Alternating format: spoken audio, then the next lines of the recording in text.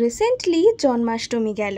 এই দিনটা শুধু বাঙালির নয়, সারা বিশ্বের কাছেই আনন্দের একটি দিন। পরমেশ্বর ছোট্ট গোপাল রূপে জন্ম নিলেন এই তিথিতেই, তাই জন্যই জন্মাষ্টমীর সকল আয়োজন তাকে ঘিরে। আমাদের বাড়িতেও সকাল থেকে একইভাবে আয়োজন শুরু হয়ে গেছিল।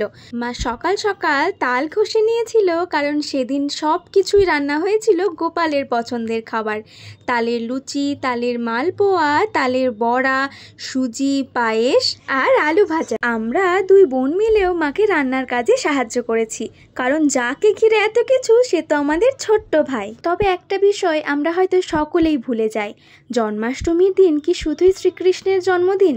একটু ভেবে দেখুন তো, ফিরে যান সেই দিনটায়, ঝড় বৃষ্টির রাতে যখন কারাগারে দেবকী গর্ভে জন্ম নিলেন শ্রীকৃষ্ণ, যশোদা গর্ভে জন্ম নিয়েছিলেন দেবী যোগমায়া। তাহলে বলুন তো, জন্মাষ্টমী কি শুধু শ্রীকৃষ্ণের জন্মদিন, নাকি সেই সঙ্গে দেবী যোগমায়ারও জন্মদিন? সদ্যজাত সেই কন্যাটি স্বমহিমায় নিলেন শ্রীকৃষ্ণের স্থান, তার মায়া বলে রক্ষা করলেন আমাদের পরমেশ্বরকে। তবে আমরা যতই বিভেদ করি না কেন, পরমেশ্বর এক এবং অভিন্ন। শ্রীকৃষ্ণর জন্মলীলা সম্পর্কে জানার মতন অত জ্ঞান হয়তো আমার নেই, তবে এইটুকু কথা সবসময় আমার মাথায় ঘোরে, তাই জন্যই আপনাদের সঙ্গে ভাগ করে নিলাম। এই গল্প বলতে বলতে দেখুন আমাদের রান্না কিন্তু প্রায় হয়ে এসেছে। বাকি ছিল শুধু পায়েস আর সুজি বানানো। মা সব এক এক করে বানিয়ে ফেলেছে। এক এক করে সমস্ত ভোগ প্রস্তুত করা হয়ে গেলে তারপরে গোপালকে আমার বোন স্নান করিয়ে দেয়। এই জন্মাষ্টমী উপলক্ষে আমি আর আমার বোন মিলে গোপালের জন্য ছোট্ট একটা ফুলের সিংহাসন বানিয়েছি। দেখে বলুন তো এটা কেমন হয়েছে? যদিও আইডিয়াটা সম্পূর্ণ আমার বোনের ছিল, আর ওকে আমি সাহায্য করেছি মাত্র। স্নান করানোর পরে গোপালকে সিংহাসনে বসিয়ে ওর জন্য ভোগ প্রস্তুত করে নিই।